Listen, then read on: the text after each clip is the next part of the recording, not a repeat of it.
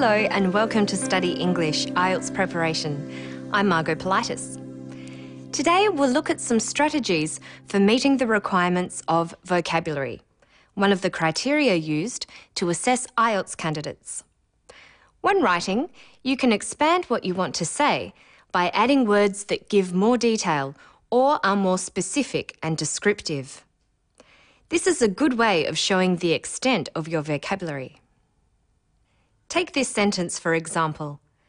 Collection services can reduce rubbish.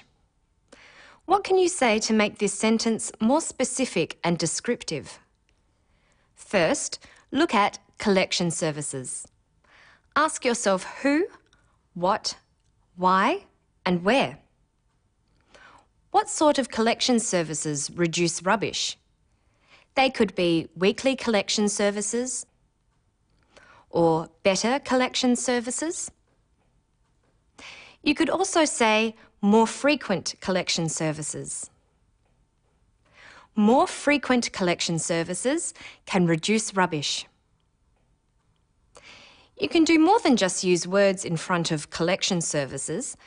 You can also add a phrase after it. Ask yourself the same sort of questions. What is collected? Who is collecting it? So you can add, more frequent collection services for recyclables can reduce rubbish. You don't have to stop at just one phrase. You might also want to say, who does the collecting? So, more frequent collection services for recyclables by councils can reduce rubbish. You can also add words to the verb in the sentence. We know more collection can reduce rubbish, but by how much? It can substantially reduce rubbish. So, more frequent collection services for recyclables by councils can substantially reduce rubbish. Substantially is an adverb. It's one of the forms of the word substantial. Adverbs often end with "ly". Other words that mean a large amount are vast, considerable, and great. Their adverbs are vastly, considerably, and greatly. Any of these words could be used instead of substantially. A good vocabulary is not simply the number of words you know. It's being able to use all the forms of a word correctly. For instance, reduce means to become smaller or to lessen.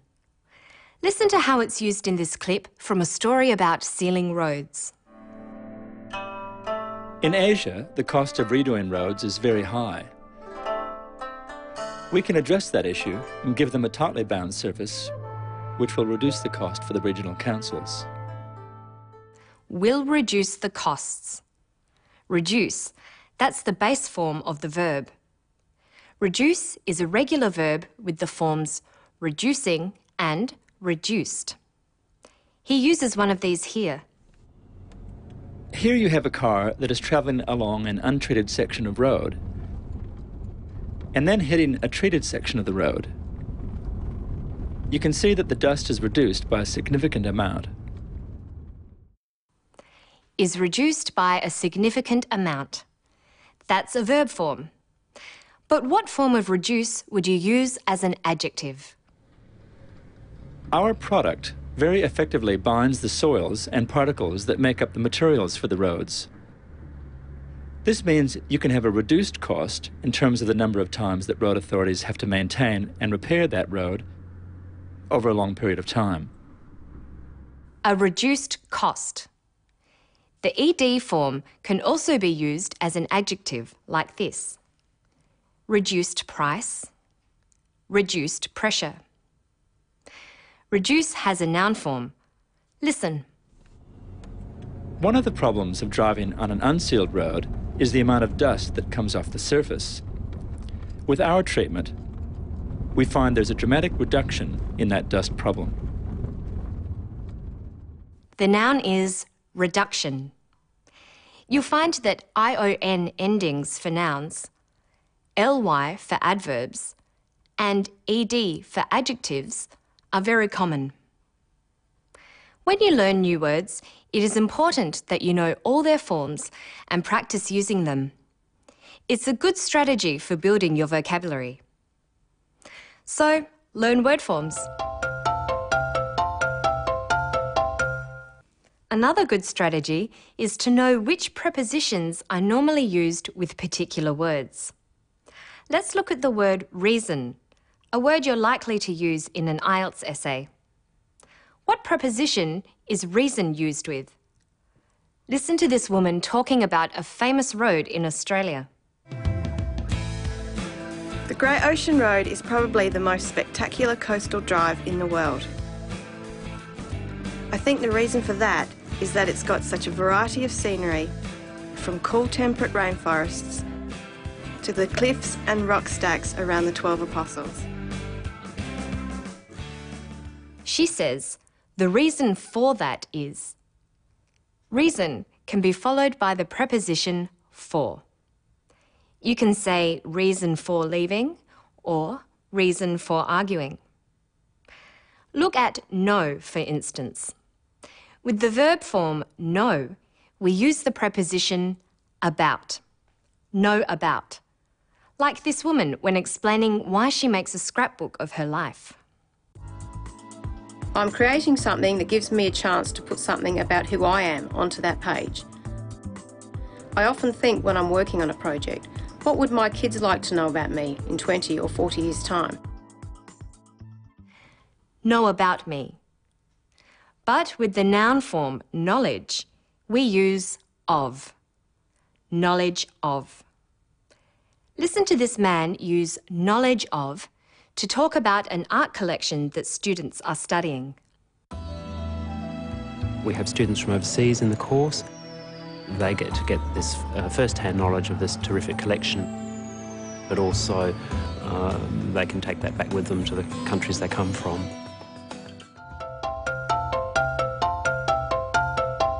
So let's recap. You can add detail about who, what, and where to sentences like this. The dragon is paraded. The colourful dragon is paraded. The colourful dragon is noisily paraded. The colourful dragon with people inside it is noisily paraded. The colourful dragon with people inside it is noisily paraded down the street. To do this, you need to know the adjective of the word colour is colourful, and the adverb of noise is noisily. And you need to correctly use phrases such as with people inside it and down the street.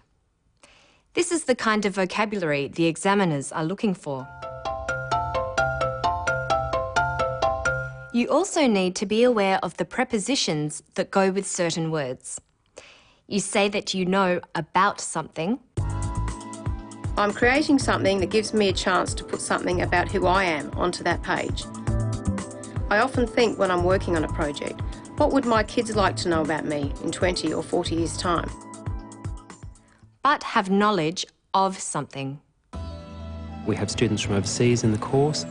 They get to get this first-hand knowledge of this terrific collection, but also they can take that back with them to the countries they come from. And you say that you have a reason for doing something. The Great Ocean Road is probably the most spectacular coastal drive in the world. I think the reason for that is that it's got such a variety of scenery, from cool temperate rainforests to the cliffs and rock stacks around the 12 Apostles. That's all for now. To find more information about vocabulary, visit our Study English website. Good luck with your studies.